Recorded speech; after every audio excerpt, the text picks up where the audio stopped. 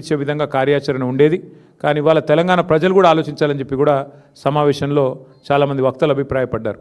అక్కడ 8 మంది కాంగ్రెస్ ఎంపీలు 8 మంది బీజేపీ ఎంపీలు ఉన్నా చేష్టలుడిగి ఉత్సవ విగ్రహాల మాదిరిగా చూస్తూ కూర్చున్నారు తప్ప తేజస్వి సూర్య గారు తెలంగాణ ఏర్పాటును పాకిస్తాన్ ఏర్పాటుతో పోల్చినా కనీస స్పందన లేకుండా మరి నిశ్చేష్టులుగా ఏదైతే చూస్తూ ఉన్నారో దాని సమావేశం తీవ్రంగా నిరసించింది.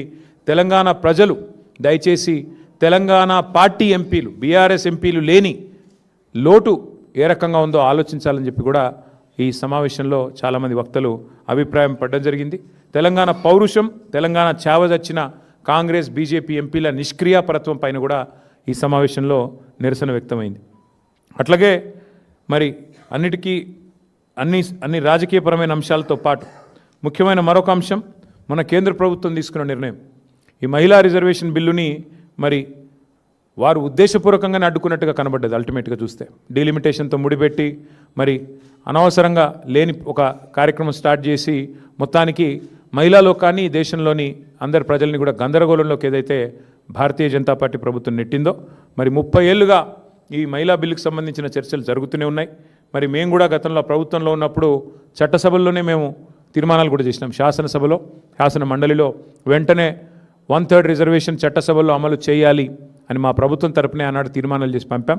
ఈ సమావేశం ద్వారా కూడా మా పార్టీ యొక్క విస్తృత స్థాయి సమావేశం ద్వారా కూడా మహిళా రిజర్వేషన్ల విషయంలో పూర్తి చిత్తశుద్ధిని మళ్ళీ వ్యక్తం చేస్తూ తప్పకుండా వెంటనే కేంద్ర ప్రభుత్వం కూడా ఈ విషయంలో సానుకూల నిర్ణయం తీసుకొని రిజర్వేషన్లను వెంటనే అమల్లోకి తీసుకొని రావాలని చెప్పి కూడా మరి ఈ సమావేశంలో తీర్మానం పాస్ చేయడం జరిగింది.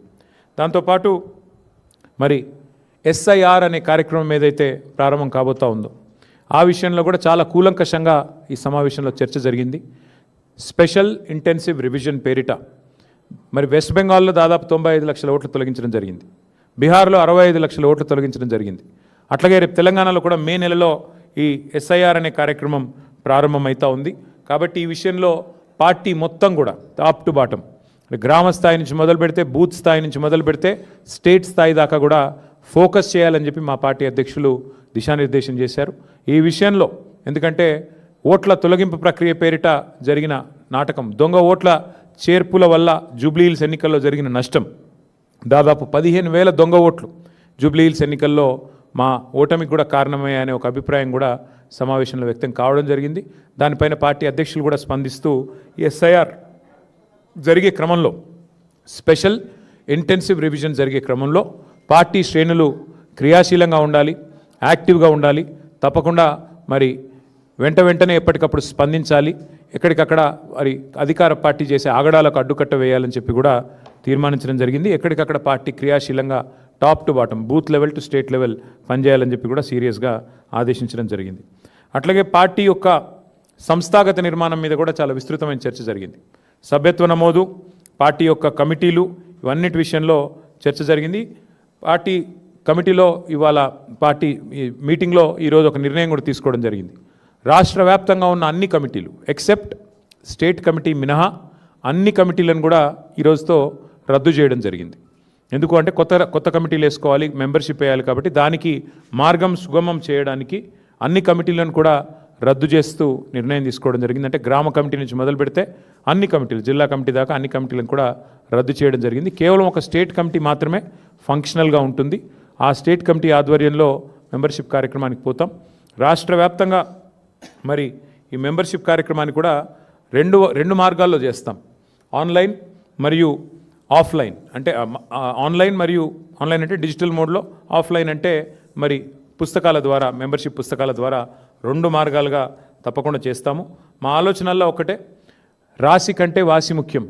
అందుకే ఎంత సభ్యత్వము ఎన్ని లక్షలు అన్నదానికంటే కూడా మరి ఎంత క్వాలిటేటివ్గా మనం మెంబర్షిప్ చేయాలి, తెలంగాణకి ఒక రక్షణ కవచంలాగా ఎట్లా మన కార్యకర్తలు మన నాయకత్వం నిలబడాలి అనే ఆలోచనతో మరి వారిని కేవలం మెంబర్షిప్ చేయడమే కాకుండా మెంబర్షిప్ జరిగిన అనంతరం కమిటీల నిర్మాణం మాత్రమే కాకుండా ఆయా కమిటీలకు మరి మొత్తం ప్రతి నియోజకవర్గంలోని మరి ముఖ్యమైన కార్యకర్తలందరికీ కూడా శిక్షణా తరగతులు కూడా నాయకత్వానికి అట్లాగే మరి కార్యకర్తలకు కూడా శిక్షణా తరగతులు పెట్టాలనే నిర్ణయం కూడా తీసుకోవడం జరిగింది. షెడ్యూల్ మొత్తం కూడా మీకు తొందరలోనే వెల్లడిస్తాము.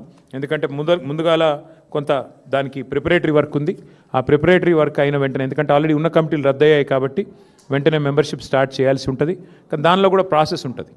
మీకు తెలుసు, ప్రజాస్వామికంగా ఎన్నికలు చేయాలి, దానికి ప్రిసైడింగ్ ఆఫీసర్ల నియామకం జరగాలి, పరిశీలకుల నియామకం జరగాలి, ఇవన్నిటి మీద కొంత ప్రిపరేటరీ వర్క్ ఉంది. కాబట్టి తొందరలోనే ఆ షెడ్యూల్ కూడా ప్రకటించి ఎప్పటి నుంచి మెంబర్షిప్ స్టార్ట్ అవుతుంది, ఎప్పటి నుంచి మరి కమిటీల నిర్మాణం ఉంటుంది, ఇవన్నీ కూడా మళ్ళీ కేసీఆర్ గారి ఆధ్వర్యంలో ఒక సమావేశం బహుశా తొందరలోనే జరుగుతుంది. ఆ సమావేశంలో ఆ పుస్తకాలు ఇవ్వడం, మెంబర్షిప్ పుస్తకాలు, ఇంకా మిగతా కార్యక్రమాలు, మిగతా సంస్థాగత నిర్మాణం, శిక్షణా తరగతుల డేట్లు ఇవన్నీ కూడా అనౌన్స్ చేయడం జరుగుతుంది. అది కూడా తొందరలోనే చేయబోతా ఉన్నాం. ఇక ముఖ్యమైన విషయం ఇంకొకటి కూడా, ఈ రాష్ట్ర ప్రభుత్వం చేస్తున్న అరాచకాలు, ముఖ్యంగా భూదోపిడీ కానీ, ఈ రాష్ట్ర ప్రభుత్వం చేస్తున్న కుంభకోణాలు కానీ, అట్లాగే 13 డిక్లరేషన్లు, 420 హామీలు, అభయహస్తం మేనిఫెస్టో పేరిట ఏదైతే ఇచ్చారో ప్రతి ప్రజా సమస్యని కూడా ఐడెంటిఫై చేసి, ప్రజలకిచ్చిన ప్రతి వాగ్దానాన్ని కూడా ఐడెంటిఫై చేసి, జిల్లాల వారీగా ఎక్కడికక్కడ మరి సమాయత్తమయ్యి ఎక్కడికక్కడ పోరాటాలకు నడుం బిగించాలని చెప్పి కూడా ఈ సమావేశంలో తీర్మానం చేయడం జరిగింది. ప్రజా సమస్యల మీద ఇక నుంచి ఉధృతంగా ముందుకు పోవాలని, ఇక నుంచే మరి బ్రహ్మాండంగా ప్రజా సమస్యలను ఐడెంటిఫై చేయడమే కాకుండా, ముఖ్యంగా ఇప్పుడు ఉదాహరణకు నేను చెప్పేది, హైదరాబాద్ మహానగరంలో ఎండాకాలంలో కరెంటు సమస్య ఒకవైపు వేధిస్తూ ఉంది, దోమల సమస్య ఇంకోవైపు వేధిస్తూ ఉంది. అట్లాగే మంచినీళ్ళు, ఇవాళ ఎక్కడో కాదు, కేసీఆర్ గారి ఇంట్లోనే మంచినీళ్ళ ట్యాంకర్ పెట్టుకుని నీళ్లు తెచ్చుకునే పరిస్థితి వచ్చింది. అంటే ఈ రకమైన వ్యవహారం ఈరోజు రాష్ట్ర వ్యాప్తంగా ప్రతి ఇంట్లో ఉంది, ప్రతి సామాన్యుడికి కూడా ఇదే కష్టం ఉంది. కాబట్టి ఈ ప్రభుత్వం వచ్చినాక కుప్పకూలిపోయిన వ్యవస్థలు, మరి ప్రజలకు ఉన్న అవస్థలు, ఇవన్నిటిని దృష్టిలో పెట్టుకొని జిల్లాల వారీగా ఎక్కడికక్కడ మరి మా నాయకత్వం సమావేశం అవుతుంది. జిల్లాల వారీగా మా నాయకులందరూ కూడా సమన్వయం చేసుకొని ఇష్యూస్ ఐడెంటిఫై చేసుకొని ముందుకు పోవాలని చెప్పి